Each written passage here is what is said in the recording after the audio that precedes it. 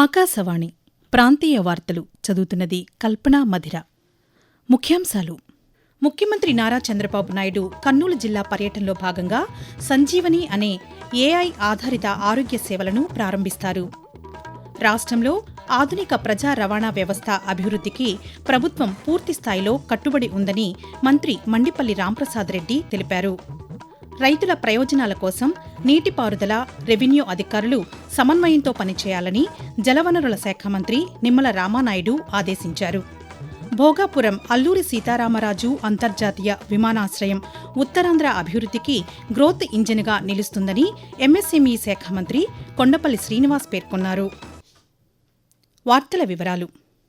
కర్నూలు జిల్లాలో ముఖ్యమంత్రి నారా చంద్రబాబు నాయుడు ఈరోజు పర్యటిస్తారు.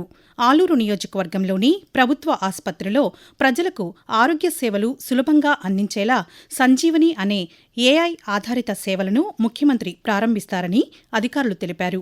అనంతరం ఆసుపత్రిలోని ప్రజావేదిక వద్దకు చేరుకుని బహిరంగ సభలో పాల్గొంటారని చెప్పారు.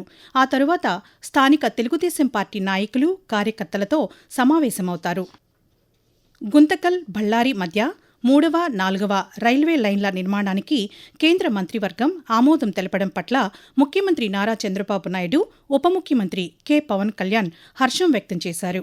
ఈ నిర్ణయాన్ని స్వాగతిస్తూ ప్రధానమంత్రి నరేంద్ర మోదీ, కేంద్ర రైల్వే శాఖ మంత్రి అశ్విని వైష్ణవ్లకు ఎక్స్ వేదికగా కృతజ్ఞతలు తెలిపారు. ఈ రైల్వే లైన్లతో తూర్పు, పడమర రైల్వే కారిడార్ బలోపేతం కావడంతో పాటు రాయలసీమ, ఉత్తర కర్ణాటక, గోవా ప్రాంతాల మధ్య రవాణా సౌలభ్యం పెరుగుతుందని తెలిపారు. కృష్ణపట్నం, రామాయపట్నం పోర్టులకు మెరుగైన రవాణా అనుసంధానం లభించడంతో పాటు పారిశ్రామిక అభివృద్ధి, సరకు రవాణా వేగవంతం అవుతాయని, ఆంధ్రప్రదేశ్, కర్ణాటక రాష్ట్రాల లక్షలాది మంది ప్రజలకు ప్రయోజనం చేకూరుతుందని ముఖ్యమంత్రి వివరించారు. రాష్ట్రంలో ఆధునిక ప్రజా రవాణా వ్యవస్థ అభివృద్ధికి ప్రభుత్వం పూర్తిస్థాయిలో కట్టుబడి ఉందని రవాణా శాఖ మంత్రి మండిపల్లి రాంప్రసాద్ రెడ్డి తెలిపారు. విశాఖపట్నంలోని సింహపురి ఈ-బస్సు డిపో పవర్ రూమ్ను ఈరోజు ఆయన ప్రారంభించారు. అనంతరం డిపోలో ఏర్పాటు చేసిన సబ్స్టేషన్, ఛార్జింగ్ స్టేషన్తో పాటు ఇతర మౌలిక సదుపాయాలను పరిశీలించారు.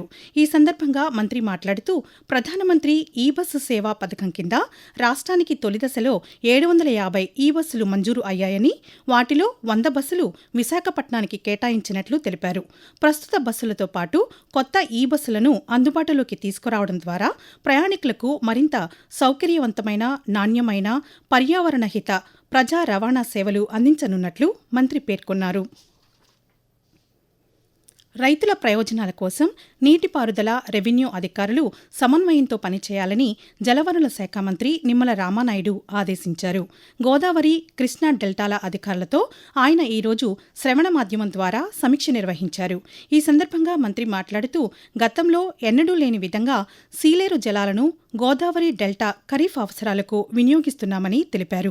పుష్కర కాలువ, ఏలేరు వ్యవస్థల ద్వారా వచ్చే నీటిని తాగునీరు, ఆరుతడి పంటలకే వినియోగించాలని సూచించారు. ఈ నీటితో తూర్పుగోదావరి, కాకినాడ, విశాఖ జిల్లాల్లో 55 లక్షల మందికి తాగునీరు అందాల్సి ఉందన్నారు. తాగునీటి అవసరాలకు తొలి ప్రాధాన్యత ఇస్తూనే రైతులకు సాగునీటి కొరత తలెత్తకుండా ప్రభుత్వం అన్ని చర్యలు చేపడుతుందని జలవనరుల శాఖ engineer in chief ENC K. Narasimhamurthy తెలిపారు. తూర్పుగోదావరి జిల్లా ధవళేశ్వరం ఇరిగేషన్ కార్యాలయంలో ఈరోజు నిర్వహించిన పాత్రికేయుల సమావేశంలో గోదావరి నదీ ప్రవాహ పరిస్థితులు, డెల్టా ప్రాంతాలకు సాగునీటి సరఫరా, తాగునీటి లభ్యతపై ఆయన వివరాలు వెల్లడించారు. ప్రస్తుతం గోదావరిలో తగినంత నీటి ప్రవాహం ఉన్నందున తాగునీటి అవసరాలతో పాటు సాగునీటి అవసరాలను కూడా సమర్థవంతంగా తీర్చేందుకు కార్యాచరణ చేపట్టినట్లు తెలిపారు. డెల్టా చివరి ప్రాంతాల వరకు నీరు సకాలంలో చేరేలా సాగునీటి సంఘాలు, రైతులు సమన్వయంతో పనిచేయాలని ఆయన సూచిస్తూ, ఈ సంవత్సరం ఎలినో ప్రభావం వర్షపాతం పైన ఇప్పటి వరకు 51% లోట్లో ఉన్నాము. ఆంధ్రప్రదేశ్కే కాకుండా అన్ని రాష్ట్రాల్లో కూడా ఇదే వరవడి ఉండడం వల్ల కృష్ణా నదికి, గోదావరి నదికి ఫ్లోస్ తగ్గిపోయాయి. ఇంకా ఆల్మట్టి, నారాయణపూర్, జోరాల్లో, అలాగే తుంగభద్ర డ్యామ్ అవన్నీ నిండితే గానీ శ్రీశైలంకి రావు, అలాగే సాగర్కి రావు. సో ఇవన్నీ నిండడానికి వర్షపాతం తక్కువ నమోదైనందుకు ఛాన్సెస్ తక్కువ ఉన్నాయి. కాబట్టి సో మనం పులిచింతల నీరు డ్రింకింగ్ వాటర్కే మనం నిలుపుకోవాలి. సో కృష్ణా డెల్టాలో కూడా ఇచ్చిన నీరు ముందు త్రాగునీటి అవసరాలకి, తర్వాత ఏమైనా నీరు ఉంటుందో ఆరుతడి పంటలకు వేసుకోవాల్సిందిగా మేము రైతులకు విజ్ఞప్తి చేస్తున్నాం. ఆకాశవాణి ప్రాంతీయ వార్తలు వింటున్నారు.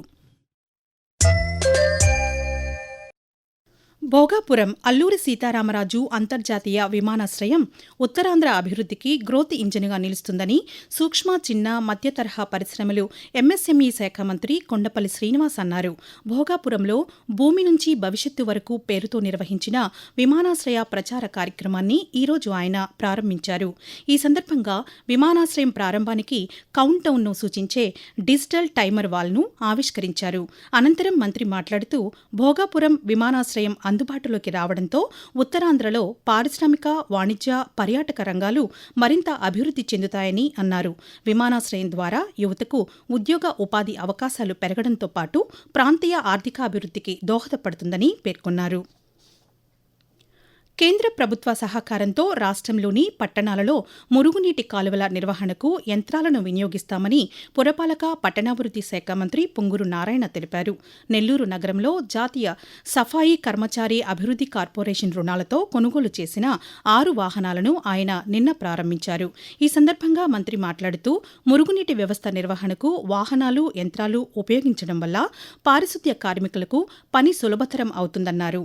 సాంకేతికతతో పరిశుభ్రత జరగాలన్నదే ప్రభుత్వ లక్ష్యమని మంత్రి నారాయణ తెలియజేస్తూ, రాష్ట్రంలో 123 మున్సిపాలిటీస్ ఉంటే ప్రతి మున్సిపాలిటీలో కమిషనర్స్ కి, హెల్త్ ఆఫీసర్స్ ఒకటే చెప్తున్నాం. ఫ్యూచర్ లో మెకనైజర్ వాడాలి.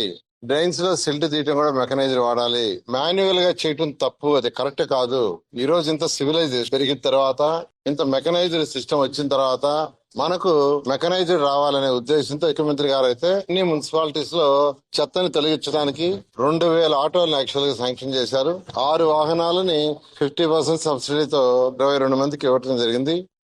ప్రధానమంత్రి నరేంద్ర మోదీ తన మనసులోని భావాలను ఆకాశవాణి ద్వారా దేశ ప్రజలతో పంచుకునే మన్ కీ బాత్ మనసులోని మాట కార్యక్రమం 136వ సంచిక రేపు ఉదయం 11 గంటలకు ఆకాశవాణి, దూరదర్శన్ కేంద్రాలలో ప్రసారమవుతుంది.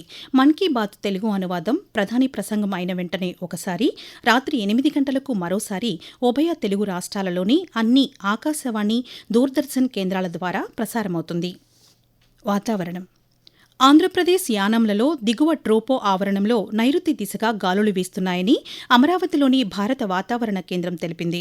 వీటి ఫలితంగా ఉత్తర కోస్తా, యానాంలలో ఈరోజు తేలికపాటి నుండి మోస్తరు వర్షాలు లేదా ఉరుములతో కూడిన జల్లులు 1 లేదా 2 చోట్ల కురిసే అవకాశముందని వాతావరణ కేంద్ర అధికారిణి జి. లక్ష్మి పేర్కొంటూ, ఆంధ్రప్రదేశ్ మరియు యానాంలో దిగువ ట్రోపో ఆవరణంలో నైరుతి దిశగా గాలులు వీస్తున్నాయి.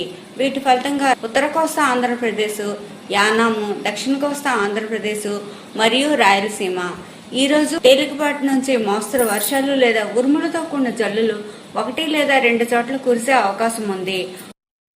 ముక్కోణపు సిరీస్లో భాగంగా జింబాబ్వే పర్యటనలో ఉన్న భారత పురుషుల క్రికెట్ జట్టు ఈరోజు 2వ టీ20 మ్యాచ్ ఆడనుంది.